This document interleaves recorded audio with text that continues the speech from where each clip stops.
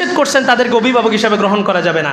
আল্লাহ আবার বইলেও দিছেন একটা যুগ আসবে মুসলমানরা মুসলমান পরিচয় দিয়া এই ইহুদি খ্রিস্টানদেরকে অভিভাবক হিসাবে গ্রহণ করবে।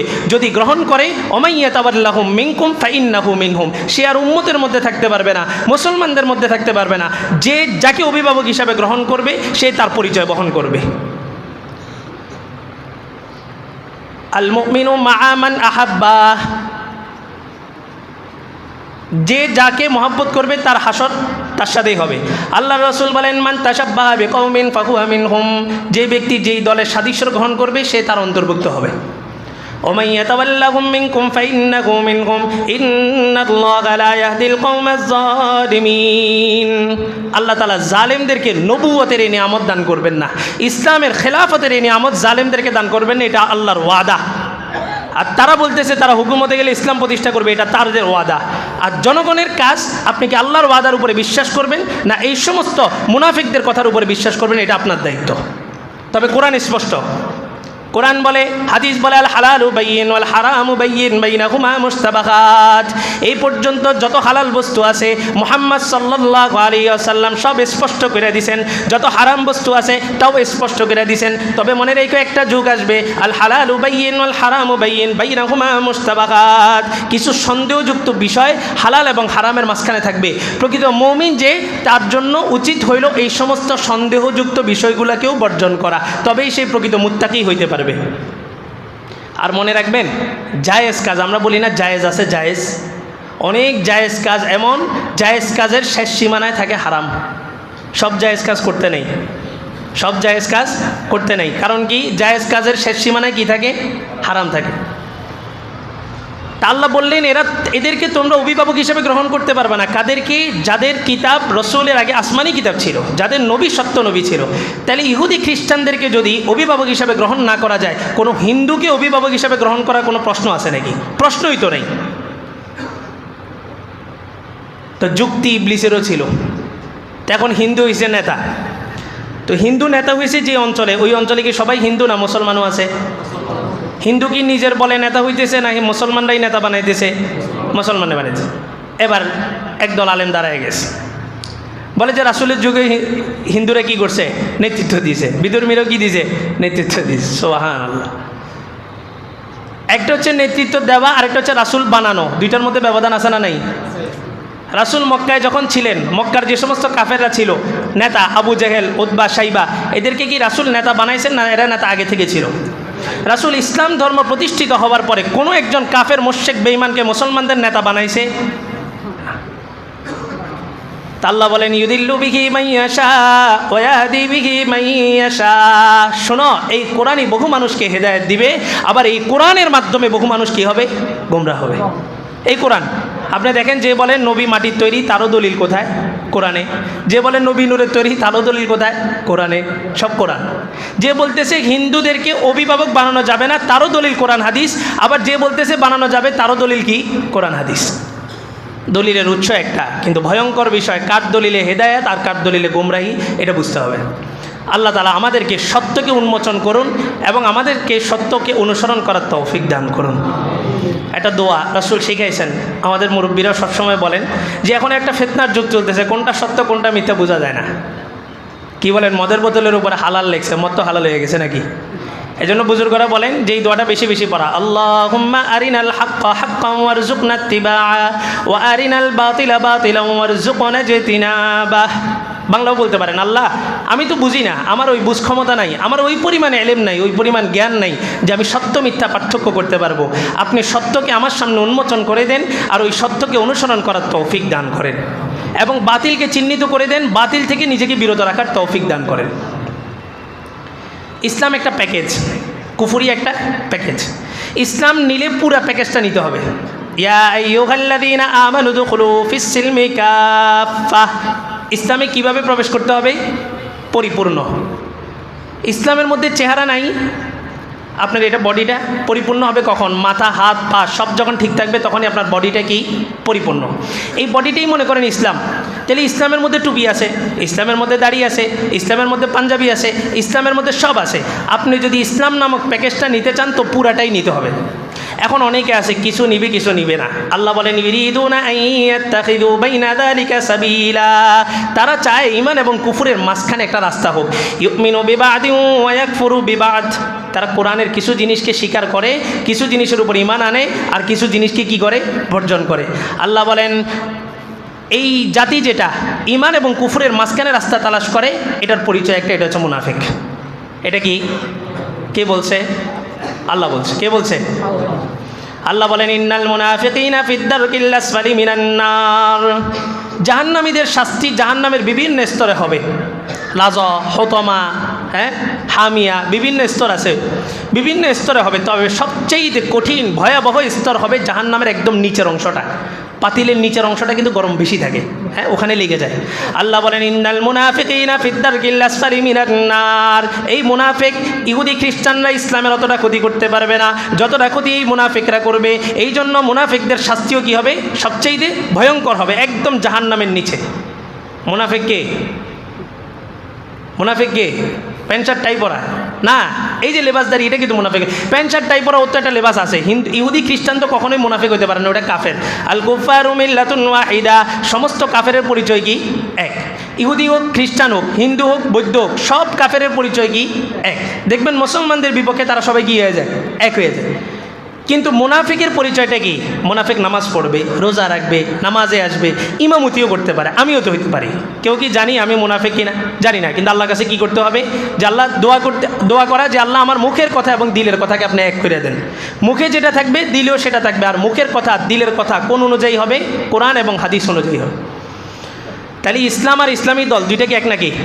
এক না। ইসলামের মধ্যে কুফরের কোনো ঠাঁই হবেই না, প্রশ্নই আসে না। ইসলাম একটা প্যাকেজ, নিলে পুরোটা নিতে হবে। আর ইসলাম পুরা প্যাকেজ নিছেন, কোরআন পুরোটা মানছেন, একটা অক্ষরকে কি করছেন? অস্বীকার করছেন। ইমান আছে না গেছে? কেন? আপনারা পুরা ইমান মান, এটা হচ্ছে প্যাকেজ। আর কুফরি পুরাটাকে অস্বীকার করছেন, শুধুমাত্র একটাকে আপনি কি করছেন?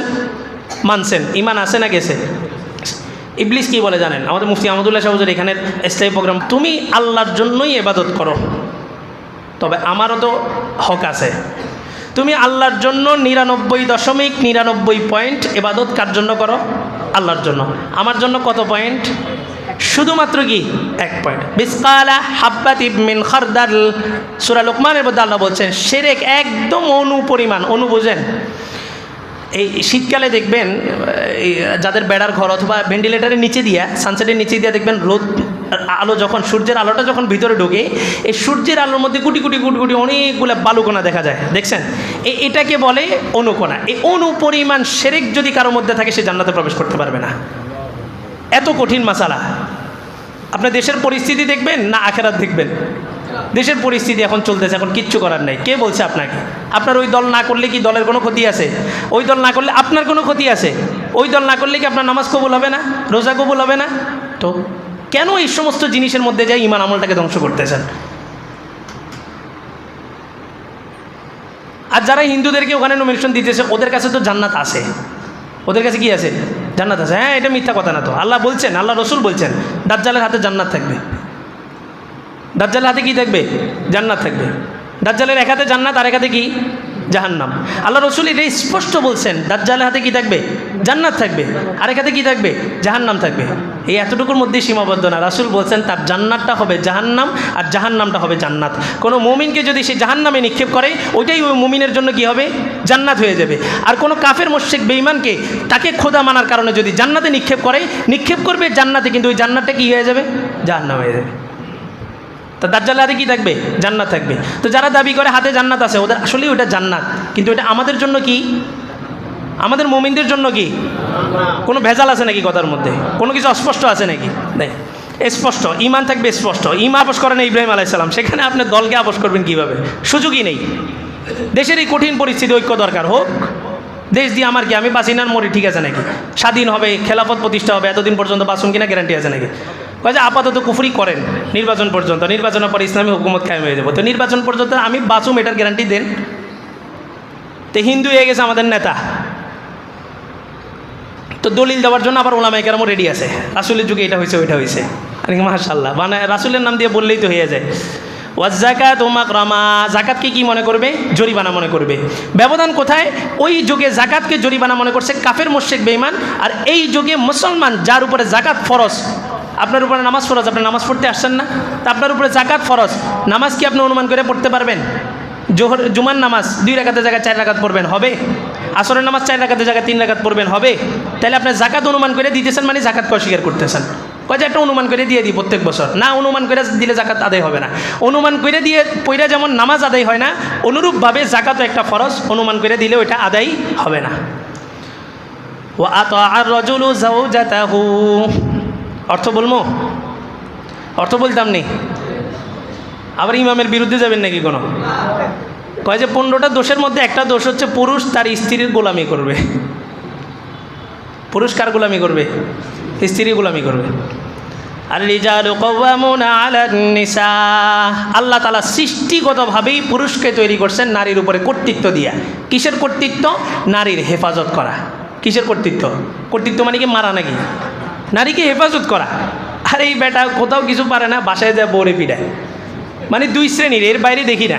এক শ্রেণী হচ্ছে বিবির গোলাম, আরেক শ্রেণী হচ্ছে বিবির উপরে কর্তৃত্ব, মানে বিবির মায়ের। সকাল বিকাল রাত 3 বেলা 3 বার মারে। ওই নারীকে তো আপনার বাম পাশের পাঁজরের হাড় থেকে বানানো হয়েছে, দুর্বল। রাসূল বলছেন ওটা বাঁকা হাড্ডি থেকে বানানো হয়েছে, সোজা করতে যাবে না, ভেঙে যাবে। এখন আপনি পুরুষত্ব দেখাইতেছেন বিবিরে মাইরা, বাহিরে মাইর খেয়ে ভিতরে যা বউর উপরে রাগ জাগতেছে। তো বিবির গোলামি করে এরকম পুরুষ আমাদের সমাজে নাই? হ্যাঁ, আছে নাকি? আল্লাহ, এটা থেকে সরে আসতে হবে, এটা কিন্তু অন্যায়।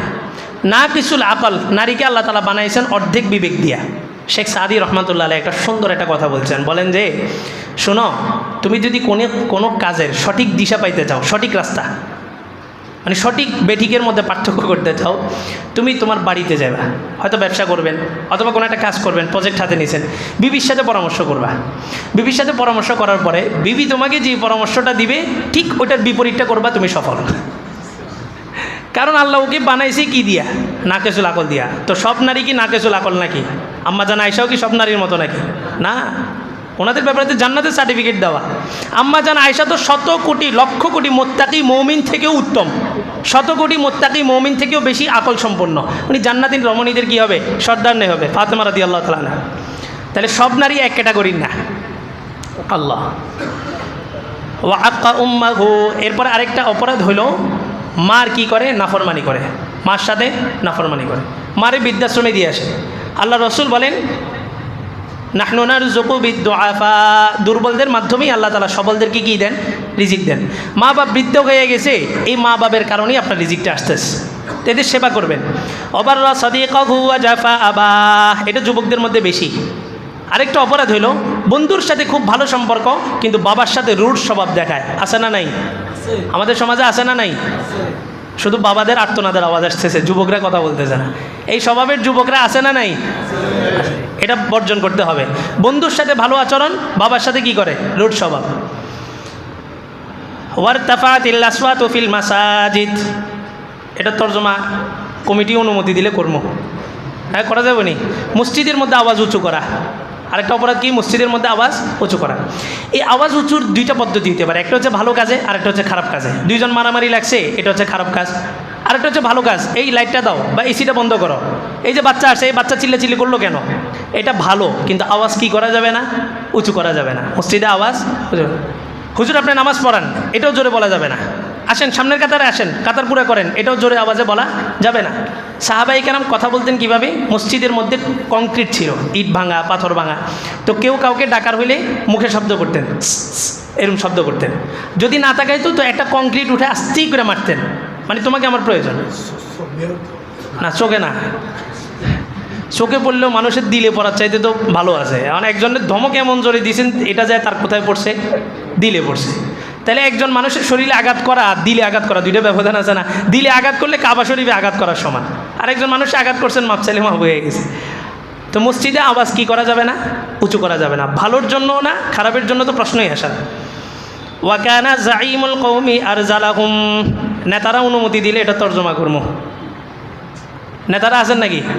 আল্লাহর রাসূল বলেন 15টা গুনাহ যখন সমাজের মধ্যে প্রতিষ্ঠিত হবে, তিনটা আযাব খুব দ্রুত চলে আসবে। তার মধ্যে একটা হচ্ছে সমাজের নিম্নমানের লোকগুলা নেতৃত্ব স্থানে আসবে, কোনো যোগ্যতা নাই। যোগ্যতা কি?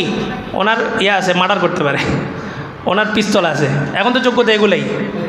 তো আল্লাহ রসুল বলেন এই নিম্ন শ্রেণীর মানুষ, নিম্ন শ্রেণীর বলতে কি মানে শিক্ষিত কিন্তু ধর্মীয় শিক্ষা নাই, শিক্ষিত কিন্তু কি নাই, ধর্মীয় শিক্ষা নাই, এরা সমাজের নেতা হবে।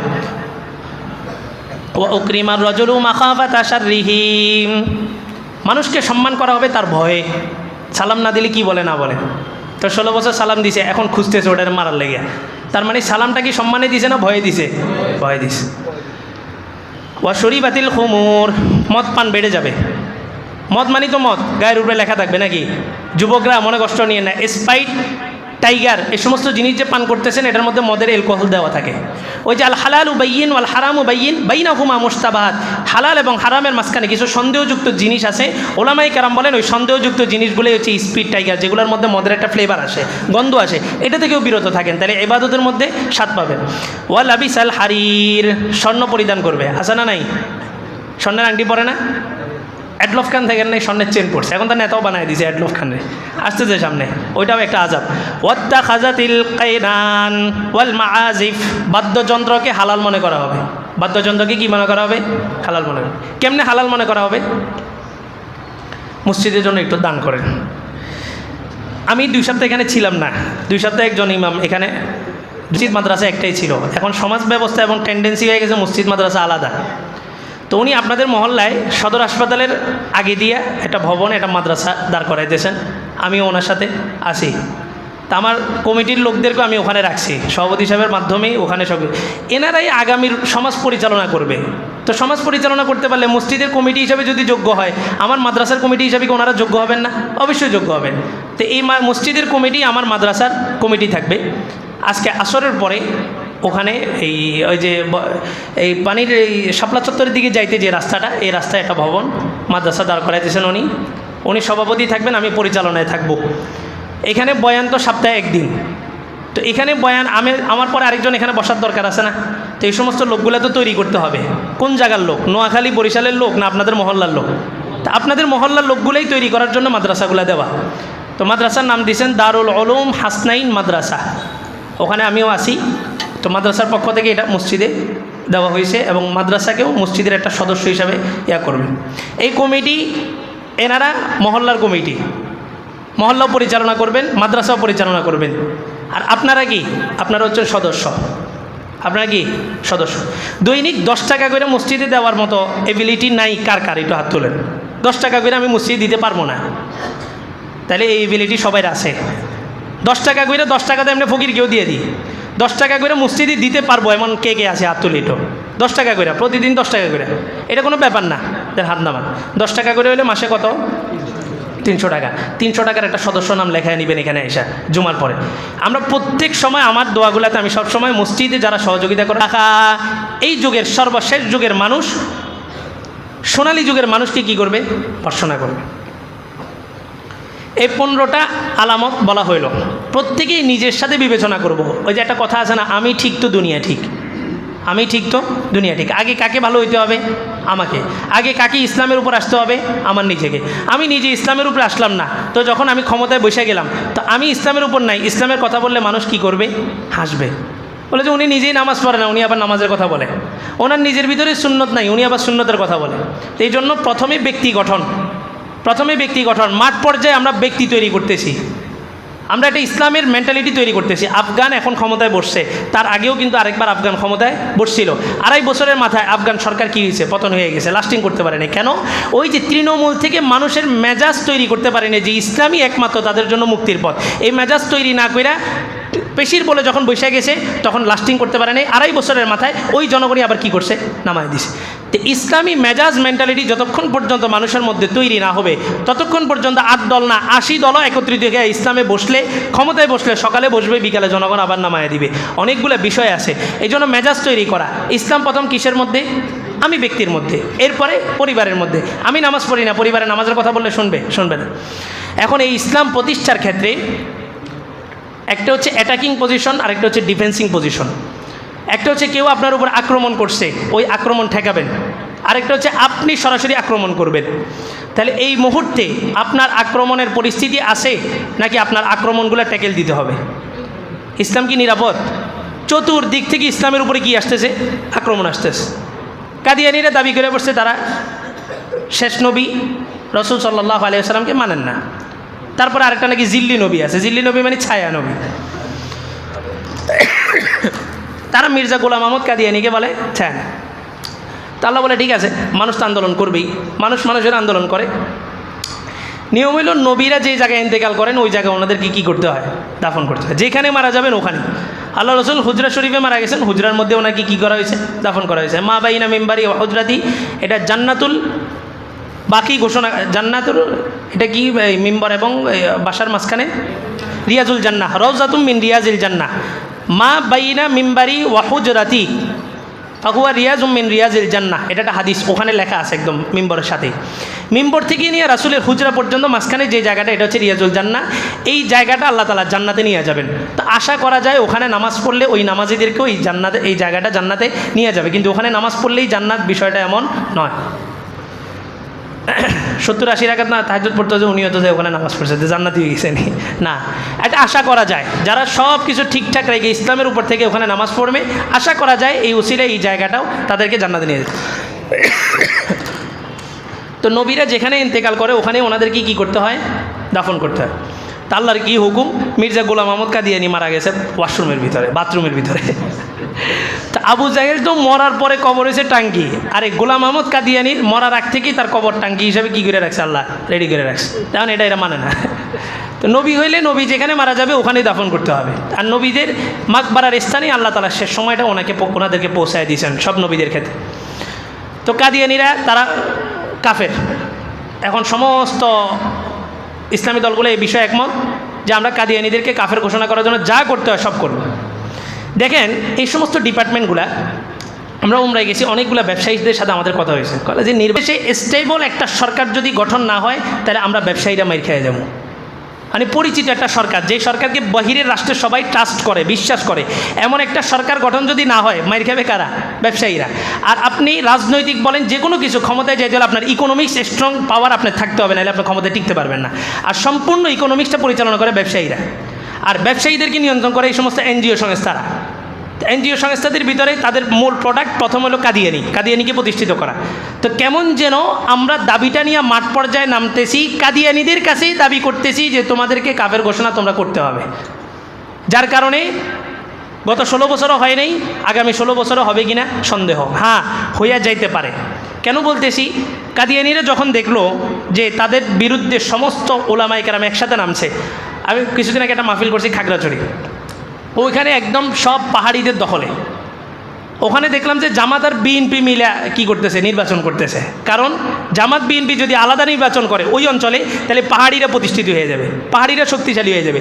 আর পাহাড়িরা শক্তিশালী হলে বিএনপিরও কোনো খাওয়া থাকবে না, জামাতেরও কোনো খাওয়া থাকবে না।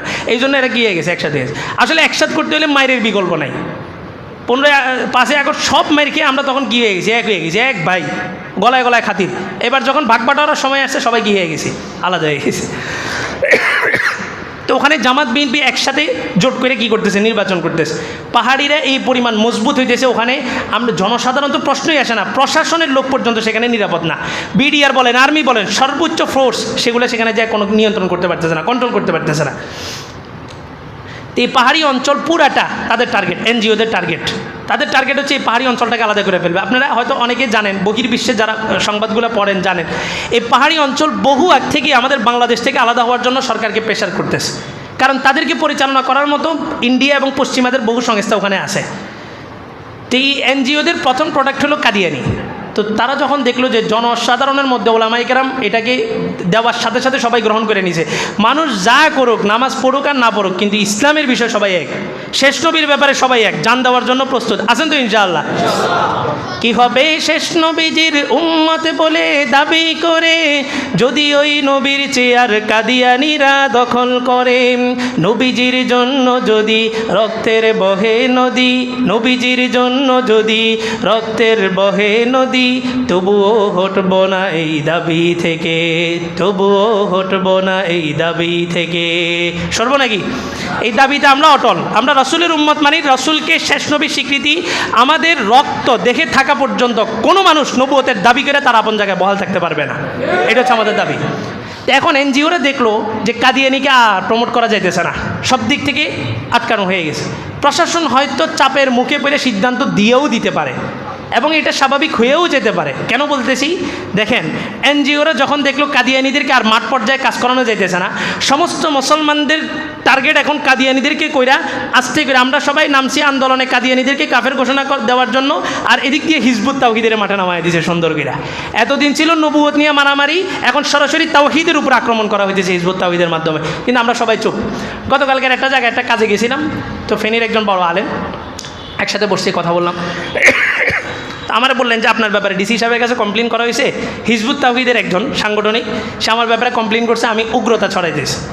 ডিসি সাহেব নাকি ওনাদের সাথে আলাপ করছেন। উনি আমারে বললেন যে আমরা এই যখন ইসলামের বিষয় আসবে তখন কোন ইমাম কি বলছে না বলছে এটা আমরা দেখবো না, আমরা ইসলামের পক্ষ হয়ে ইসলামের বিপক্ষে সমস্ত শক্তির মোকাবেলা করব, তবে আপনি একটু নিরাপদে থাকেন, সেফ থেকে। তাই আমি বললাম আমাদের ইমামদেরকে একটা ডিরেকশন দেন, সমস্ত ফেনীর সমস্ত মসজিদ থেকে যদি আমরা ইমামরা কথা বলি হিজবুত তাওহীদ সম্পর্কে, এই ফেনীর মধ্যে আর প্রতিষ্ঠিত হতে পারবে না। কিন্তু আশ্চর্যের বিষয়, আজকে শুক্রবার, আগামীকাল শনিবার তারা নোয়াখালীর মধ্যে বৃহত্তম একটা ইজতেমা করতেছে। এখন তো ইজতেমা মানে হক বাতিলের চিহ্ন, ইজতেমা করছেন মানে আপনার হক। আমাদের সদর হাসপাতাল মোড়েও কিন্তু একটা ইজতেমা হইতেছে, জানেননি? গেছেন নি? ও মা, ইজতেমা মানে হক না? আল্লাহু আকবার। তো এখন তারা ইজতেমা করতেছে নোয়াখালীতে। নোয়াখালীর স্থানীয়দের সাথে কথা বলছি, শুনলাম যে আজকে ওলামায়ে কেরাম জুমার মসজিদ থেকে একটা নেবেন, প্রস্তুতি নেবেন, একটা আন্দোলন হয়তো নামবেন। তবে বললেন যে তাদের ওখানে ঘাঁটি মজবুত করে ফেলছে তারা। কথাগুলো খুব সুন্দর সুন্দর, হিজবুত তাওহীদের খুব সুন্দর সুন্দর কথা বলবে, কিন্তু এর মাধ্যমে সে কাদিয়ানি আমাদের রেসালাত নিয়ে আক্রমণ করছে। রেসালাত মানে কি? নবুয়ত, নবীকে অস্বীকার করছে। কিন্তু সে ইসলামের বাকি সব কিছু মানে, কোরআনের কথা বলে, আল্লাহর কথা বলে। কিন্তু হিজবুত তাওহীদ এর চাইতে ভয়ঙ্কর রূপ নিয়ে মাঠে নামতেছে, সে সরাসরি তাওহীদের উপর আক্রমণ করছে। একটা হচ্ছে রিসালাত আর একটা হচ্ছে তাওহীদ, কালিমার দুইটা অংশ, লা ইলাহা ইল্লাল্লাহ মুহাম্মাদুর রাসূলুল্লাহ। লা ইলাহা ইল্লাল্লাহ মানে হচ্ছে তাওহীদ, মুহাম্মাদুর রাসূলুল্লাহ মানে হচ্ছে রিসালাত। কেউ যদি বলে লা ইলাহা ইল্লাল্লাহ মানে মুহাম্মদ মানি না, সে কি মুসলমান হতে পারবে? কেউ যদি বলে মুহাম্মাদুর রাসূলুল্লাহ মানে লা ইলাহা ইল্লাল্লাহ মানি না, মুসলমান থাকতে পারবে? পারবে না। এই দুইটা একসাথ করে আমাদের ঈমান, তাওহীদের যেমন গুরুত্ব, তাওহীদের আরও বেশি গুরুত্ব। তো কাদিয়ানিরা আমরা মাঠে নামছি, তারা হয়তো নিষ্ক্রিয় হয়ে গেছে বা চুপচাপ হয়ে গেছে, কিন্তু আমাদের ফোকাস কাদিয়ানির দিকে লাগায়া এখন সামনে নির্বাচন, কোনো ইসলামী দল মুখ খুলবে না। আরে নির্বাচনের আগেই তো গত এক বছরই তো খোলে নাই, এখন নির্বাচন সামনে, কেউ মুখ খুলবে না। তো এরা ইসলামী দল 8টা একসাথে হয়ে মুখ খুলে নাই, আপনি ধারণা করতেছেন পার্লামেন্টে যায় এরা ইসলাম কায়েম করবে? এটা প্রকাশ্যে বসবাস। রাসূল পদ্ধতি দিয়ে গেছেন, আফগান 1400 বছর পরে এসে ওই পদ্ধতি বাস্তবায়ন করে দেখা দিয়ে গেছেন। এরপরে আর কোন প্রশ্ন থাকে নাকি? রাসূলের দেওয়া পদ্ধতি, দাওয়াত, দাওয়াত যেখানে অকার্যকর হয়েছে এখানে চুক্তি, যে আমার অধীনে তুমি থাকবা, তুমি আমাকে ট্যাক্স দিবা, চুক্তি না মানলে জিহাদ। এই তিনটার বাহিরে কোনো স্টেপ নেই। তো এবার বলে যে নির্বাচনও কি? জিহাদ। নির্বাচনও কি? জিহাদ। তো নির্বাচনে ভোট দিবে কে? হিন্দু। তো হিন্দু ভোট দিলে নির্বাচনে যদি জিহাদ হয়, এই জিহাদে যায় যদি মারামারি গিয়ে মারা যায়, তাহলে তার ঠিকানা কোথায়? জান্নাত। তো হিন্দু ভোট দিতে যায় যদি রোশানলে পরে যদি মারামারি করে যদি শেষ হয়, তাহলে তার ঠিকানা কোথায়? জান্নাত। তো এখন কয় যে হিন্দু ভোট দিতে যদি পারে, হিন্দু আমাদের নেতাও হইতে পারবো। তো এবার দিছে নেতা বানায়, ওই দলে গেলে জান্নাত না? আপনারা মন খারাপ নাকি? মসজিদের ভিতরে জামাত বিএনপি নেই, মসজিদের ভিতরে মুসল্লি সবাই এক তো না, আমরা কোরআন হাদিস। বাইরে যে আপনি করেন না, মসজিদের ভিতরে তো সবাই মুসল্লি নাকি? কোরআন। তো ওখানে গেলে জান্নাত না? ওদেরকে ভোট দিলে জান্নাত না? আরে না, জান্নাত ওই যে দাজ্জালের সেই জান্নাত, যেটা রাসূল বলছেন মুমিনের জন্য কি? জাহান্নাম। ঈমান কুফর, জান্নাত জাহান্নাম, এটা কারো হাতে কি বরাদ্দ দেওয়া আছে নাকি? সাহাবায়ে কেরাম যাদের ব্যাপারে ঈমানের গ্যারান্টি দিয়েছেন, ওনারা দৌড়ে মাঠে যায় বলতেছেন, ইয়া লাইতানি শাজারা তাকুলুল বাকারা, আহ আমি যদি একটা গাছের পাতা হইতাম, একটা বকরি, একটা গরু আমাকে চাবায় খেয়ে ফেলতো, আমার কোনো হাসন নাসর হতো না। অথচ আল্লাহর রসুল বলেন, যেই মানুষ জান্নাতকে পেয়ে খুশি হবে, ওই জান্নাত আবু বকরকে পেয়ে খুশি হবে। ওই আবু বকর বলতেছে, আমি যদি একটা পাতা হইতাম, আমাকে কোনো বকরি চাবায় ফেলতো, আমার কোনো হাসর হতো না। জান্নাতের গ্যারান্টি দেওয়া এই লোক বলতেছে আমার এই অবস্থা। জান্নাতের গ্যারান্টি দেওয়া হুযায়ফা দিছে দৌড়, পথে ওমরের সাথে সাক্ষাৎ, কই যাও? আমি হানজালা। হানজালা তো মুনাফিক হয়ে গেছে। কি বলে হানজালা মুনাফিক হয়ে গেছে? হানজালা রাসূলের সাহাবী, বদরি সাহাবী, জান্নাতের গ্যারান্টি দেওয়া আছে। বলে যে রাসূলের সামনে থাকলে এক পরিস্থিতি, বাসায় গেলে ওই পরিস্থিতিটা থাকে না। আমি মুনাফিক। ওমর বলে একই অবস্থা তো আমারও, আমিও তো মুসলমান হয়ে গেছি। দুজন রাসূলের দরবারে দৌড় দিছে, অথচ দুইজন এমন সাহাবী যাদের ব্যাপারে রাসূল জান্নাতের গ্যারান্টি দিয়েছেন। ওনারা তো আপনি কী করছেন, কিনা ফেলছেন। এই সাহাবীদের আদর্শ আমাদের সামনে নাই, দুনিয়ার নর্তকী বেশ্যাদেরকে আদর্শ হিসাবে প্রতিষ্ঠিত করতেছে মুসলিম সমাজে। মুসলিম সাহাবীরা কি ত্যাগ তিতিক্ষা করছেন। এক একজন সাহাবী কয়েকজন নারী তো রাসূলের যুগে বের হয়েছে, নারী রাসূলের যুগে যুদ্ধ করছে, বলা হইতেছে না, হুজুরে বলতেছে না, নারী রাসূলের যুগে যুদ্ধ করছে, ব্যবসা করছে। খাদিজা রাদিয়াল্লাহু তাআলা না, এতদিন খাদিজা নামাজও পড়ে নাই, রোজাও পড়ে নাই, এই খাদিজা এখন রোল মডেল হয়ে গেছে। কেন? ওই যে নারীদেরকে ঘর থেকে বের করছে। তো দলিল কি? কাজে খাদিজা রাদিয়াল্লাহু তাআলা সবচেয়ে বড় ব্যবসায়ী ছিলেন। আরে বেটা আশ্চর্যের বিষয়, ব্যবসায়ী না, মসজিদে পর্যন্ত আসছে। রাসূলের যুগে নারীরা মসজিদে যায় নাই, গেছে। তাহলে এখন মানা করা হইতেছে কেন? রাসূল বলেন খায়রুল কুরুনি করনি সুম্মাল্লাযীনা ইয়ালুনাহুম সুম্মাল্লাযীনা ইয়ালুনাহুম। 3 যুগের ব্যাপারে রাসূল গ্যারান্টি দিয়েছেন যে এই 3 যুগ শ্রেষ্ঠ যুগ। একটা হচ্ছে রাসূলের যুগ, আরেকটা হচ্ছে সাহাবীদের যুগ, আরেকটা হচ্ছে তাবিঈদের যুগ। গ্যারান্টি কে দিয়েছেন? রাসূল দিয়েছেন। এই 3 যুগের ভিতরের ঘটনা, আম্মা জান আয়েশা রাদিয়াল্লাহু তাআলা একদিন দেখলেন যে নারীরা যে রাস্তা দিয়ে নামাজ পড়তে যায়, ব্যবসা না, দ্বীনি দাওয়াত না, নামাজ। ব্যবসা করা সুন্নত, দ্বীনি দাওয়াত নারীরা হয়তো মুস্তাহাব পর্যায়ে কাজ করতে পারে, কিন্তু নামাজ পড়া কি ফরজ। এই ফরজ কাজে যাচ্ছে, আর কিছু মহল্লার যুবক ওই রাস্তায় একটু আনাগোনা করতেছে। আম্মা জান আয়েশা রাদিয়াল্লাহু তাআলা বললেন আল্লাহর রসুল যদি এই দৃশ্য দেখতেন লামানা আহুন, সমস্ত নারীদেরকে মসজিদে আসতে নিষেধ করে দিতেন। ওই দিন থেকে নারীরা মসজিদে আসা নিষিদ্ধ হয়ে গেছে। হানাফি মাযহাবের ফতোয়া, নারীরা মসজিদে ততক্ষণ পর্যন্ত আসতে পারবে না যতক্ষণ পর্যন্ত নারীদের সমাজ ব্যবস্থার নিরাপত্তা 100% নিশ্চিত না হবে। তাহলে ফরজ কামে আমরা মসজিদে আসতে নারীদেরকে হারাম বলতেছি, আর তুমি দ্বীনের দাওয়াতের নাম দিয়ে সমস্ত নারীগুলোকে দায়ুস বানাইতেছ। এটা আমরা ইমামরা কীভাবে সহ্য করি? যেই নারী দাওয়াতের নাম দিয়ে হোক, যে কোনো কাজে হোক, স্বামীর অনুমতি ছাড়া হজ করা কি? বলেন, হজ করা কি? পুরুষের উপর না নারীর উপরে? সবার উপরে। পুরুষের উপর না নারীর উপরে? সবার উপরে। নারী একা কি হজ করতে পারবে মাহরাম ছাড়া? এই বেটা, ফরজ কাজ হজের মতো কাজ যদি মাহরাম ছাড়া করতে না পারে, তো দাওয়াতের কাজ কর্মী বানায়, এগুলার রাস্তায় নামানোর মানেটা কি? ফাইজলামি পাইছেন? যেটা এই সমস্ত দাওয়াতের কাজ দিয়ে যাবে, বলবেন যে কিসের কাজ করেন? তো বলবে ইসলামের কাজ। বলবেন যে আমাদের হুজুর ইসলামের কাজ করে, হুজুরের কাছে নিয়ে আসবেন। কোন ইসলামের কাজ করে আমি একটু দেখে নেব। আল্লাহ রসুল স্পষ্ট বলছেন সালাসাতুন লা ইয়াদখুলুনাল জান্নাহ, 3 শ্রেণীর মানুষকে আল্লাহ তাআলা জান্নাত দিবেন না। 1 নাম্বার আকুল ওয়ালিদাইন, মাতা পিতার অবাধ্যাচরণকারী। দ্বিতীয় নাম্বার রজুলাতু মিনান নিসা, যেই পুরুষ নারীর বেশভূষা ধরে। অ্যাডলফ খান নারীর বেশভূষা ধরে। এখন অ্যাডলফ খানে কি একটা দায়িত্ব বসানি হয়েছে, এরা আমাদের নেতা হবে। তো যেই নেতার ঠিকানা আল্লাহ রসুল জাহান্নাম দিয়েছেন, ওই নেতার পিছনে আপনি অনুসরণ করে আপনার ঠিকানা কীভাবে জান্নাত হবে? 3 নাম্বার আল্লাহ রসুল বলেন আর দায়ুস সে জান্নাতে যাবে না। দায়ুসকে নারী না, দায়ুস পুরুষ। আল্লাহ রসুলকে জিজ্ঞেস করা হলো কিলা মান হুয়া, দায়ুসকে?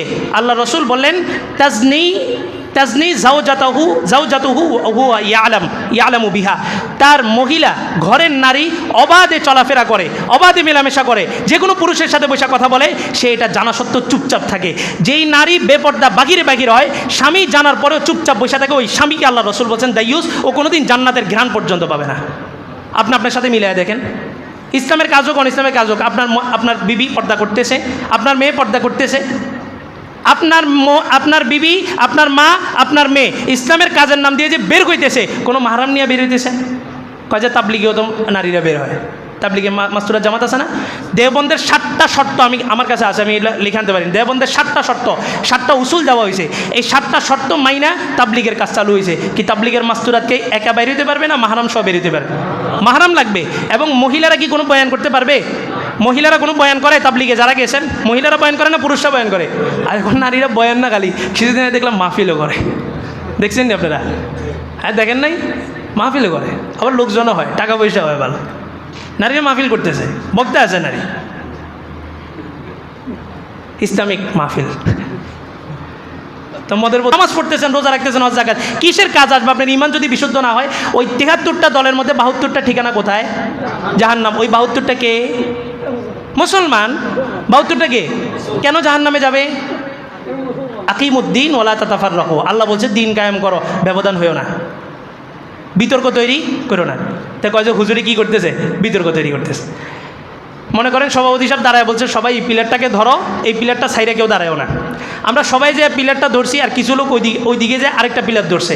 তাহলে বিতর্ক কে তৈরি করছে? যে পিলার ধরছে না যারা অন্য পিলার ধরছে? যারা অন্য পিলার ধরছে। আল্লাহ বলছে ওয়াতাসিমু, তোমরা ঐক্যবদ্ধ হও। কি ঐক্যবদ্ধ? কি নির্বাচনে নাকি? বিহাবলিল্লাহ, আল্লাহর রুজ্জকে তোমরা কি করো? আঁকড়ে ধরো। আকিমুদ্দিন, দিনকে কায়েম করো। তার নাম দিয়েছে একামতে দিন। এই হিজবুত তাওহীদ ওরা এই বলে এমাম, ইসলাম বলে, ইসলাম বলে না, ওরা কি বলে? ইসলাম। তো একামতুদ্দিন আরবি শব্দ বাংলা হয়ে গেছে কি? একা মতে দিন। কার মতে দিন? একামতে, মানে তার একামতে দিন। নূর ইসলাম অলিপুরি সাহেব বাংলাদেশের, চিনেন? হক বাতিলের পার্থক্যকারী, হকের তর্জমান, যার কণ্ঠ দিয়ে হকের আওয়াজ উচ্চারিত হয়, স্পষ্ট বলছেন যে এখানে দিন দ্বারা আল্লাহ তাআলা যত জায়গায় কোরআন শরীফে দিন শব্দ ব্যবহার করছেন, তিনটা এলম উদ্দেশ্য। এক নাম্বার এলমুল ফিকাহ। এলমুল ফিকাহ মানে কি বুঝেন? মাসলা মাসাইল যেগুলো বলে এটাকে বলে এলমুল ফিকাহ। দুই নাম্বার এলমুল আকায়েদ। এলমুল আকায়েদ মানে কি? বিশ্বাস। তিন নাম্বার এলমুত তাজকিয়া, আত্মশুদ্ধি। এই তিনটা এলমকে বলা হয়েছে দিন। তো যাদের আকীদা ঠিক নেই তারা আবার এই দিনের মধ্যে আসে কিভাবে? তা আমরা দিনকে আঁকড়ে ধরছি, আঁকড়ে ধরার কারণে আমাদের বক্তব্য দিন অনুযায়ী হয়, যারা দিন বিরোধী তাদের বিরুদ্ধে যায়। তাহলে আমরা কি আঁকড়ে ধরছি না বিতর্ক তৈরি করছি? আমরা কি করছি? আমরা আঁকড়ে ধরছি। আর যারা এই দিনের তিনটা এলেম, আকায়েদের এলেমকে অস্বীকার করছে, ফিকার এলেমকে অস্বীকার করছে, তাজকিয়ার এলেমকে বেদাত বলছে, তারা কি আঁকড়ে ধরছে না বিতর্ক তৈরি করছে? তাহলে বিতর্ক কি আমরা তৈরি করতেছি না আমাদের সাথে তৈরি করা হইতেছে? সহজ কনসেপ্ট। কাজে আমরা দিন, একামতে দিন। তো একামতে দিন, আপনি যদি একামতে দিন হয়, ইমাম সাহেব তো একামতে দিন, ব্যবধান কেন? আসেন, তাবলিগের কাজ কোথার থেকে হবে? মসজিদ থেকে। একটা সময় ওনারা বলছিলেন ওনারা নিজেরা করবেন মার কাছ থেকে, আমি বলছি তাবলিগের দোনো গ্রুপ বন্ধ। পরে এসে বলছে না ইমামের নেতৃত্ব হবে, আমি বলছি আবার চালু করেন, হকের কাজ চলবে। চরমনাইওয়ালারা এখানে আসেন, এখন অনেক দিন আসা বন্ধ, আমি জানাইছি ওনাদেরকে আপনাদের মেহনতগুলো আবার চালু করেন, এটাতে তো কোনো সমস্যা নেই। তাহলে দিন ইসলামের কাজ কোন জায়গা থেকে হবে? মসজিদ থেকে। রাসূল কোন জায়গা থেকে করছেন? মসজিদ থেকে। তাহলে আপনি ইসলামের কাজ করলে মসজিদ থেকে করেন। এখন বাসা কি হইতেছে? ইসলামের কাজ হইতেছে। তো নারীরা দলবদ্ধভাবে দাওয়াতের কাজে বের হয়ে যেতেছে। এটা সমাজ ব্যবস্থাকে কত ভয়ঙ্কর এক পরিস্থিতি। নারী কি বোরকা পরা পরে ধর্ষণের শিকার হইতেছে না? নারী মাদ্রাসার ভিতরে থেকে কি ধর্ষণের শিকার হইতেছে না? তাহলে এই নারী রাস্তায় যাওয়ার পরে এই নারীর নিরাপত্তা কে দিবে? তো হিজবুত তাওহীদ তার একটা মিশন নিয়ে নামছে, তার মিশনের নাম হচ্ছে ইন্টারফেইথ। আমাদের প্রতিদিন মাগরিবের আলোচনায় তাদের এক একটা আকীদার উপরে আলোচনা হবে, এই দালিলিকভাবে, দলিল ভিত্তিক আলোচনা হবে। তাদের একটা মিশন হচ্ছে ইন্টারফেইথ। ইন্টারফেইথ মানে হচ্ছে অন্তধর্ম, যেখানে কোনো ধর্মের কোনো ভেদাভেদ থাকবে না। এই ইসলামী দলগুলো এখন এই মিশনের মধ্যে নেমে গেছে নিজেদের অজান্তে। ধর্মের কোনো ভেদাভেদ নাই, নেতা মুসলমানও হইতেছে, নেতা আবার হিন্দু হয়ে যেতেছে, ধর্মের কোনো কিছু নেই। তার নাম দিছে লিবারেল ডেমোক্রেসি। ডেমোক্রেসি তো কুফুর, লিবারেল ডেমোক্রেসি এটা লিবারেল কুফুর, মানে নব্য কুফুর। ইসলামী তন্ত্রের বাহিরে কোনো তন্ত্রকে ইসলামের নাম দিয়ে যদি চালায় ওটা কি হবে? ইমান। দেখেন মদ খেলে কারো ইমান যায় না, মদ খেলে কেউ বেঈমান হয় কোথাও শুনছেন? কিন্তু মদ খাওয়ার শুরুতে যদি বিসমিল্লাহ পড়ে কি হয়ে যাবে? এটা আপনারা জানেন? কোনো মানুষকে হত্যা করলে বেঈমান হয় না, কিন্তু হত্যার সময় যদি আল্লাহু আকবার ধ্বনি পড়ে তাহলে কি হয়ে যাবে? বেঈমান হয়ে যাবে। কুফুরি কাজ আমরা দেশের নিয়মগুলো মানতে বাধ্য হয়েছি না? মানতে হইতেছে না? তাহলে কুফুরি কাজ মানলে অথবা করলে অপারগ অবস্থায় বেঈমান হয় না, কিন্তু কুফুরকে যখন আপনি ইসলাম বলবেন তখন কি হয়ে যাবেন? বেঈমান হয়ে যাবেন। এই কনফ্লিক্ট, এই সংঘর্ষগুলো বুঝছেন? এই জায়গা থেকে আল্লাহ তাআলা আমাদের সকলকে হেফাজত করুন। আল্লাহু আকবার। আজকে আসরের পরেই ওই মাদ্রাসার দোয়া অনুষ্ঠান হবে, যাদের সময় হয় একটু আসবেন ইনশাআল্লাহ। ঠিক আছে, যারা